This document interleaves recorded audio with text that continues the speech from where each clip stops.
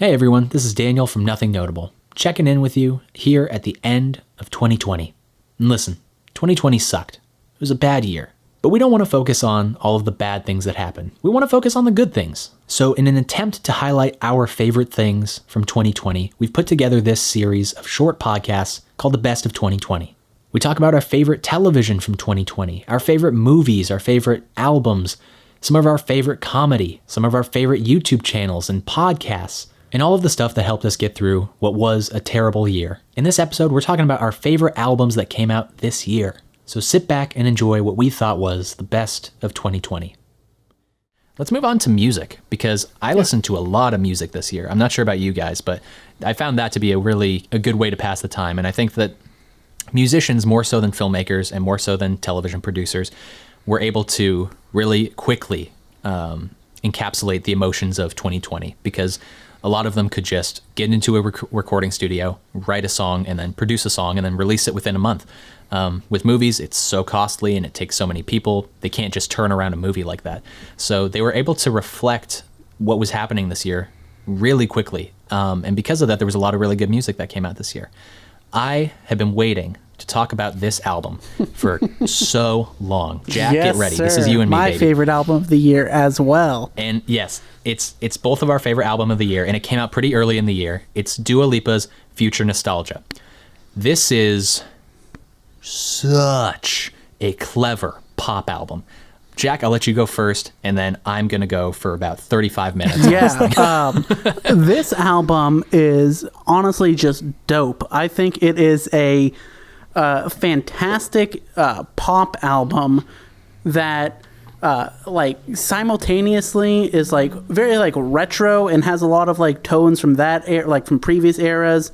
And really pays homage to the past, but also being very modern and something that I just see being truly a timeless album. I think you can listen to this album years from now and still feel the same type of energy from it that I did this morning when I was listening to it. God, yeah. It's Tyler. Before I start, have you had a chance to listen to the song or to this album or any of the songs off of it? No, I have not actually. All right, well, buckle up. It's Jack, you hit it perfectly. It is this balance. I mean, I did it. You did it. Yes. The title is very apt. It's future nostalgia. There's a duality there, and it's in the very first song, also titled Future Nostalgia. Dua Lipa sets her intentions for the album very quickly. She says, "You want to know what now looks like? Let me give you a taste." And what now looks like is 80s nostalgia, but with futuristic interpretations. That's all that our culture is obsessed with right now, is these stupid ass 80s TV shows and 80s movies, and even things like vaporwave. Fuck Ready Player One. and she takes and reappropriates a lot of 80s sounds and puts a new futuristic taste onto it. I think that pop is very easy to get cynical about and very easy to criticize, but the way I always describe it is bubblegum. And you shouldn't be looking at bubblegum like it's a meal. It's not. It's just delicious. It's tasty. It's fun. But with that being said, I think this is a perfect album. I think every song on the album is actually genuinely good and something I would listen to. I've never pressed skip on a single song off of this album. And I've listened to this album many, many times. Sonically, the beats are incredible. It's really well designed. It's really cleverly twisted and created, taking 80s sounds and reappropriating them for today, putting a female-centric twist on them, a very feminist perspective on them. A lot of the songs are very heavy in female empowerment, but they never feel like they're lecturing in a sort of, God, I hate to say this, but in a Taylor Swift sort of a way. She's just making 6 songs that are female-centric and are genuinely feminist. And so because of that, I think this album is just so damn good. It's because I've been thinking about this album for so long, all the things I want to say, but I have so little time. Just listen to it. It's pop done as well as pop can be done. It's clever. It's also just tasty, and you can listen to it in a club. It's a damn near perfect album, and she has captured my heart and my ears for the rest of her career. Anytime she puts out an album, I'm going to stop what I'm doing and I'm going to listen. Yeah, it's really wonderful. After you listen to it, I would highly recommend listening to her NPR Tiny Desk concert that she did with songs from that album. It's wonderful. I really love her voice and the tone she has to it and kind of like the smokiness to it. And she's hella cool. And if she wants to slide into my DMs and just hang out sometime, if you want to grab a cup of water or something. She seems like a really cool hang. That's another thing is with musical artists and with stand-up also, which we'll talk about later. When there's phoniness, I can't get there. Like I will not tolerate any level of phoniness. She seems like a person that you'd want to be friends with. Yeah. Let's bring her into the friend group. Let's get her on the podcast. God, she's somebody. She's the fourth member of Nothing Notable now. There we go. Oh my God. Kenny is Could gone. you imagine? Dua Lipa is in. What a sick name too. Like that's actually her name. Like, just go and listen to Future Nostalgia. It's so good. I'm sure that Taylor Swift's gonna win Album of the Year or some dumb shit. But if there is a god, Dua Lipa should win. Taylor Swift did release 2 albums, so she doubled her chances. Yes, so that's pretty tough. I actually did listen. We could segue into that. I did listen to one of Taylor Swift's albums, Folklore.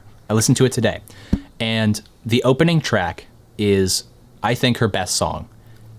It's so specific, and because she's been known as sort of the queen of breakup songs, and even this opening track is about a breakup, but still, even 10 years after she came to prominence, she's still really good at it. Like, because she gets so specific and so detailed and finds a very nuanced and specific emotion or phrase or action within the breakup, and then works the song and the album around that.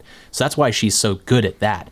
And this album was sort of a return to form, because I liked her debut album. It was country, and I don't like country, but I actually quite liked a lot of the songs off of that album. Then she started to get more pop, and she started to become just a little bit more concerned with the commercial success of her albums. And these 2 albums that she released this year are a good return to form. They're not in my favorite albums of the year, but I thought I should just mention them because it is trending in the right direction. It's what I want to see out of Taylor Swift. Of course, she owes me and she owes no one anything. So she could do anthem pop songs, or she could do these sort of cool, folky breakup songs like she did this year. So I don't listen to music too much, but I'll just drop one in. 3:15:20 by my favorite musician, Childish Gambino / Donald Glover, is really the only. They're the same person?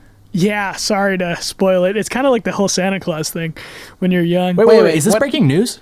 No, I probably cut this part out, I'll say. But what do you mean the whole Santa Claus thing? You know, like the Tim Allen movies. Oh yeah, how like those are made up. The Santa Claus, yeah, exactly.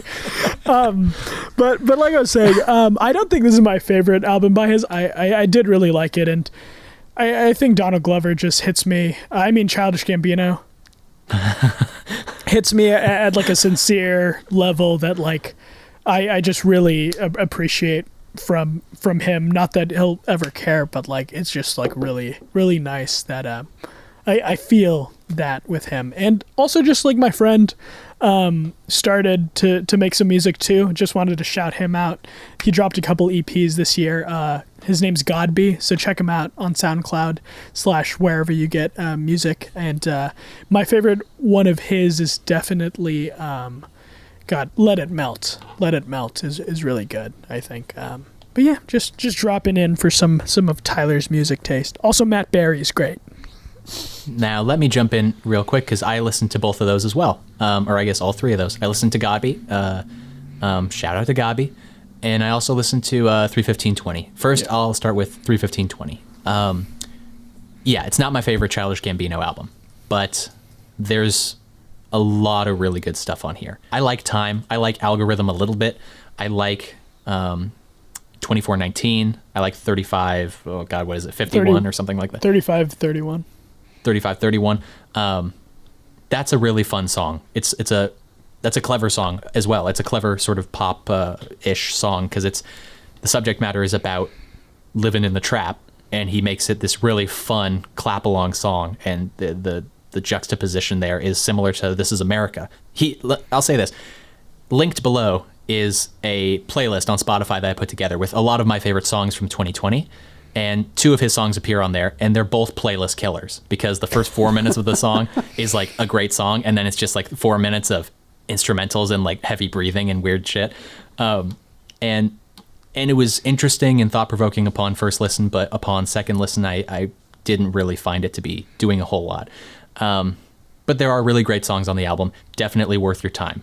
Then with Gabi as well, I really love Sprite and Pad Thai. That's a real good banger. I think with this latest EP that he just dropped, he's still a young artist, so he's still finding sort of his voice and the production that he wants to go forward with. But I think when you're looking at young talent, you want to see that they know or that they can find their sound. And I think he does that on this EP. There are multiple hooks, choruses, verses where he's really flowing. He's really vibing. Best of luck to him as well, because I think he has a bright future. Jack, what do you got next for us? Oh, I'm trying to think if there's anything else that I had notable this year. I feel like I didn't listen to a ton of new music this last year. I was kind of in some oldie but goodies before. Bunch of Stevie Wonder. I listened to a lot of James Taylor this year. What else did I... You see, my like Spotify Wrapped was all messed up because I work at a childcare facility, and I have a playlist that I just play all day long that is songs the kids like. So it's a lot of Descendants. It's a lot of Katy Perry, a lot of Taylor Swift, stuff that I am not necessarily the biggest fan of. But I did end up listening to a lot of that this year because I had to. I feel that. Now, I have a lot of albums that I'll go through briefly. Tyler, how many more do you have on your list? I'm all done. Oh boy. Okay. I'll just go to town and feast right now. Okay. I'll do this very quickly. If you have questions, concerns, let me know. Okay. Whew. My favorite band is the Mountain Goats. The band is basically John Darnielle and whoever he puts around him. So he's the one consistent element of the band. And he is so... I've used this word so many times, so I feel guilty about it. But he is, again, so specific in his songwriting. He'll find tiny little details and just explode them out and turn it into a riveting song. And so he's able to just pick up on small little things. And this year he released 2 albums. One was at the beginning of quarantine because all of their tour dates got shut down, so he released this one album that he created just kind of within a couple of weeks. All recorded on I think it's a Sony boombox from like the 80s, which he started his career recording on. It's this very lo-fi, very innocent and sweet and sort of nostalgic, if you're a big fan of the Mountain Goats, sort of album. It's a sound that you'll be familiar with from their earlier works. It's called Songs for Pierre Chauvin, and Pierre Chauvin is I had to look this up because this is so odd and specific. He's like a historian of Greek mythology. That's and so funny. He wrote a book in the 1990s, and so this album is sort of based off of that book. So it's about like late antiquity and the Greek mythology and the pagans in the last pagans in ancient Greece. That's awesome. And so, but these songs are so fun. It's just John with a guitar recording into a boombox, and they're lovely. They're these beautiful songs, Until Olympius Returns and Aulon Raid, and just a whole bunch of these really cool songs that are sort of about this period in Greek history. Really terrific album. My second favorite album of the year. They also released another song, which was a produced studio production. It's called Getting Into Knives. And this is sort of a softer, quieter, also very intense album. They go into really deep and sort of sad songs. Both albums, really good. And then later in the year, they actually also did a live performance, which you can also find on Spotify, the Jordan Lake Sessions, where they put a lot of those songs in there as well.